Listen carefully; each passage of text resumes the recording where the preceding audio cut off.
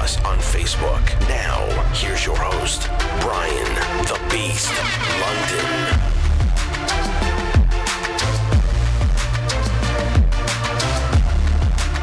Welcome back to allCanes Radio, the Beast Brian London, alongside Platon from allCanes. Harry from allCanes is here. Manny and Daryl from SFSN TV are here. Follow them on Twitter at SFSN TV. It's the way you can watch us every week and also get every single possible YouTube video in the history of mankind and sports as well. Check out allcanes.com. I have a feeling you'll find some great items on there. We'll talk to Harry about that coming up in a little bit. But right now we're going to talk the art of kicking. Is it an art? Is it a science?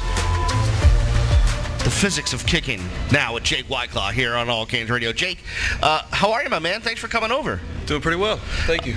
So I asked you before the show if this is a nerve-wracking time, and you kind of admitted, you know what, we're getting down to the nitty-gritty here. We're in the month of April. NFL teams are starting to really hone down on what they're going to do with their future, and now guys like you that are out here, working your butt off, working your tail off, trying to do everything you can to make it to the next level, now it kind of starts to hit home that you're trying to make it to the next level, right? Right. And, I know it's a pretty tough situation for kickers in general. So, like you said, it's getting down to the point, Have you had any discussions with any teams? Have you had any meetings with any teams? How was your pro day? Let's talk about all that stuff. Well, pro day went pretty well. I've been talking to a few teams since. I had a tryout with the Dolphins recently, which went pretty well. And since then, I've been talking to I've had calls from Denver, St. Louis, and Miami. All right, that's pretty Denver, St. Louis, Miami. Let's see. One is in the mountains, one is indoors, and one is close to South Beach. Right. Oh, yeah, it's pretty variety of places out there. Now, wouldn't you prefer to kick in Denver, thin air? You can kick it from like a 70-yard field goal, right? Yeah, that'd be nice, but it would also be nice to stay warm. Jake Wyclaw, former Hurricanes kicker, soon-to-be pro-Cane kicker, joins us here at allCanes Radio. No, you mentioned before the show, we talked to Dalton Botts about this, that you guys are going through kicker-punter specific workouts with Andrew Swayze.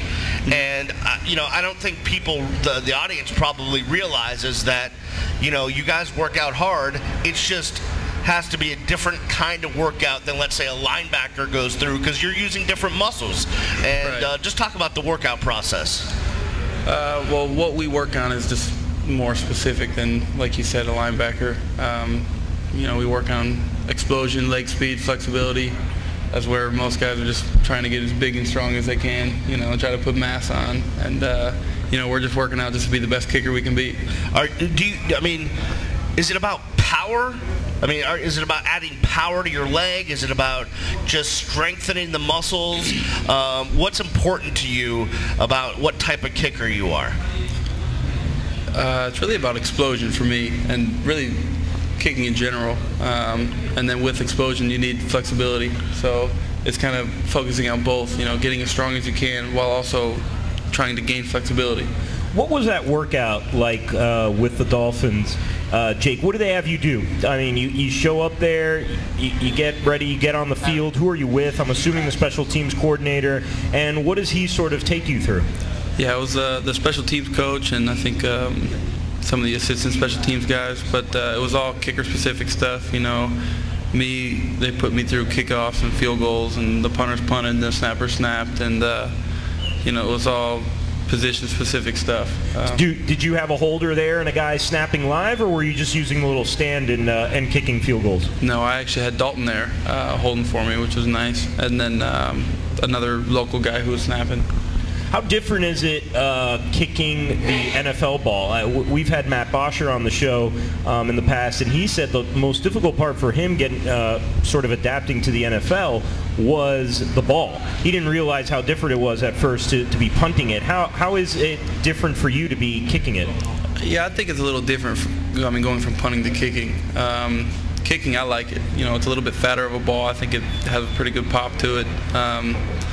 And then as far as field goals go, the hashes are narrower. So as far as kicking goes, everything seems to get a little bit easier, But just getting your foot in the door is a little bit tougher. What difference does that smaller hash mark, or the not being as wide, the hash marks not being as wide, I mean, makes your angles a lot easier, right? Because in college football, some of those close field goals that are on the left or the right hash, it's a pretty crazy angle to kick it through. Yeah, essentially everything's, pretty right down the middle. I mean, everything's within the uprights, and, it makes it a lot easier.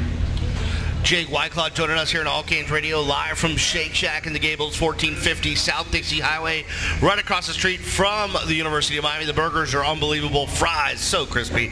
Everything is great here at Shake Shack. Jake, let me ask you a question. Obviously you came in here with high hopes, a lot of expectations.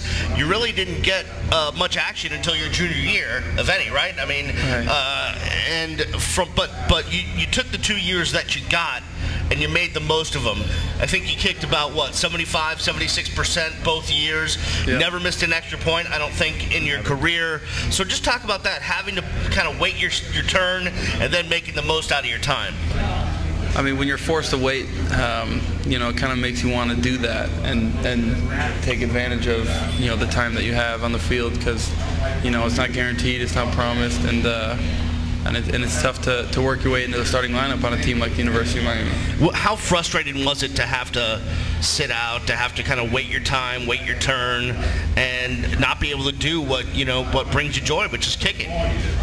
It was a little tough, but at the same time, I learned a lot being behind someone like Matt Bosher, who was drafted, I believe, in the 5th round or something like that. But I took it for what it was worth. I was able to learn a lot from him, and it would have been nice to get on the field and to be somewhere where I could have played all 4 years. But that's why I came to a school like this. Was I knew it wasn't going to be easy, but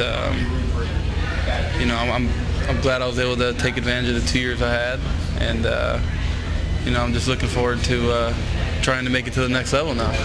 You had a lot of attempts your junior year, 25 attempts, and you made 19. Your attempts sort of went down last year. Just, either we're scoring more touchdowns or not getting into the red zone as much. When you're on the sideline and the team, you're sort of in that gray area where do we go for it on 4th or do we attempt the long field goal? Are you in Al Golden's ear saying, hey, give me that shot? Or is it something that you're just sitting back and waiting for the sign? Yeah, it's kind of a situational thing. It all depended on the conditions that day, and how the team was doing, how the other team's defense was playing. A lot of times we had confidence that our offense would be able to move the ball. So I think was a reason why field goal attempts went down a good bit. But it was strictly situational. I mean, if I had a little wind in my back, he'd have no problem putting me out there for that longer field goal. But if our offense was really clicking and we ended up getting stopped on a 3rd and short or something like that, then he'd be willing to go for it, because once we got in the red zone, we scored often. I believe your long field goal over the couple of years was 49 yards. Yes, sir. Was there a time when you're like there was maybe a chance to go out there and kick a 50-plus yard or some ridiculously long field goal that you kind of, man, I wish I could have got out there and tried that one? There was a few situations. I don't really recall any off the top of my head, but there were situations where there would have been like a 50-plus yard field goal. Right. And we went for it and made it. We ended up scoring a touchdown. So, the good came out of it. But so looking back at it, I can't say it was a terrible decision. But what's your comfort level as far as distance goes? And I know a lot has to do with the conditions and the wind and all that stuff. But where do you feel comfortable? Obviously, I'm trying to be perfect inside of 40 yards. Right. But, between 40 and 50 yards, I still feel pretty comfortable. It's just that's really what I've been training on is getting those deeper field goals more accurate and just getting more height in the ball. Right, gotcha. What about kickoffs, Jake? In the NFL, they're kicking it now from the 35-yard line, so you're seeing most kickoffs go out of the back of the end zone, and if you do get it 5-6 yards deep, they're still returning them now. Right. What sort of change does that have on you as a kicker? I mean, have you been working on booting that ball straight out of the end zone? Yeah, I've been working on that a lot. Opposed to going into my senior year, they had jumbled around the college rules a whole bit with the touchback coming out to the 25, which was big. So we didn't want to kick the ball in the end zone. We were working on just height inside the 5-10 yard line, And now I'm in a situation where they're saying kick it as deep as you can. So that's something I've been focusing on a lot this off season. And I've seen a really good improvement in my distance and hang time. Finally focusing on that stuff. So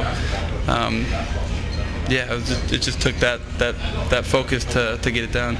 All right, let's get into just a couple of quick stories. We got Brian Radzewski here from the UM baseball team. Stud pitcher is going to join us in just a few moments. But Jake Wyclaw, I think Platzon. Let's start out this part of the segment with our ProCanes question of the week. I was going to ask him because I think I already know the answer. Yeah, I mean I think I know too. but our question we like to ask all the guys that come on the show, Jake. What's that one? And for you, I guess it would be one kick. What's that one memory or one kick from your days at the University of Miami that you'll just always remember and always cherish? And I think we both have our guesses, but let's see if we're right. Well, for me, I always had two. All right. Obviously, I had a game winner against South Florida my senior year. That was my guess. Okay. And actually, earlier that season, it was the opening kickoff against Ohio State. It was, it was just something that it was my first home game ever playing. The crowd was getting hyped. There was music playing. We had the opening kickoff. There was flashes everywhere, and our whole sideline was jumping. And that was when we were kicking off from the 30. I ended up putting the ball at the goal line with a 4+ second hang time, and just that first home game environment and everything that went into that first. That was our first big win of the year too, and so it was that and the South Florida game, obviously. With the Ohio State game, do you have jitters? Were you like overconfident? I mean, you go out there in that kind of an atmosphere, and it's your first home game in your career. I mean, what was going through your mind as you're approaching the ball? Well, kind of my first game jitters were gone. We had played at up at Maryland. On the road. Yep. So kind of the first game jitters were out of the way, and I was just more excited than anything else. And I think that's why that was kind of a memorable thing for me. Was I was out there with friends and family. I was in my hometown, or not my hometown, but we had our first home game playing, and it was just really exciting. I don't want to be the bad guy, so I might move a little bit this way as I ask this question. Is there a not so memorable miss? A kick you want back. Yeah, one kick you want back. Well, luckily I never was in a situation where I had missed a field goal and we had lost a game, so I can't say there was one particular kick that I would wish I had back. But I did go through a little bit of a slump this year, which I'd say if I had a game back, it would be Georgia Tech this year. Or maybe that was NC State. I think it was NC State. Yeah. NC State at home. Just ball wasn't flying my way, unfortunately. Right. But I was able to come back and still finish the year right around 80%. So yeah, I remember after that game. Obviously we're grilling Al after the game about you because that's what we do. We're us bad journalists. But he had your back. He had complete faith in you. What does it mean to you to know that your head coach the whole time knew that he had confidence in you? That helped a lot. That kind of helped me from going in the drain the rest of the season. Is knowing that. And the team as well. It was everyone really. No one really got down on me. No one, ever said a bad word about it. I felt everyone around me was still had my back. So that helped. It made it a lot easier to come out of it.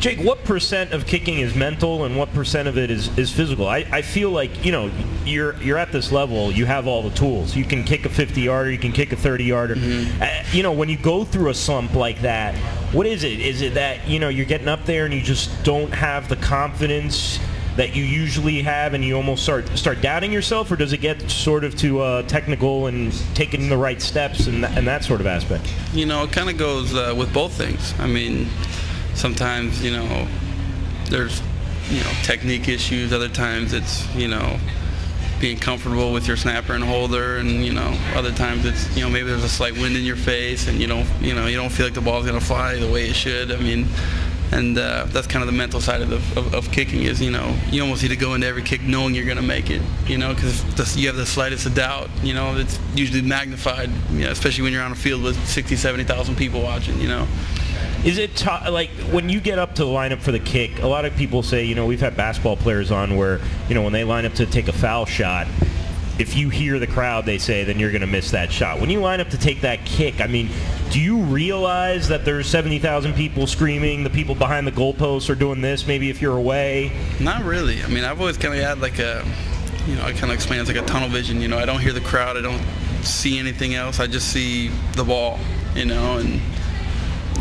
that's the only thing that's going through my head, going up to a kick. And I guess that's about right. If you're not focused enough to where you hear the crowd and you hear outside things, then there's a good chance that you will miss it, Jake, we appreciate you joining us on the show. I know the next couple of weeks are going to be fast and furious for you, so take a deep breath and enjoy it, man. It was a pleasure to watch you over the last couple of years. You made some huge kicks, and we appreciate all that you've done for the University of Miami. Thanks for coming out, man. We really appreciate it. Thanks for having me. Jake Wyclaw joining us here on the show on allCanes Radio. We're going to take a break. We're going to move from football to baseball, and B-Rad, Brian Radzewski, joins us here on the show. That's coming your way after this. We're live from Shake Shack in the Gables, 1450 South Dixie Highway.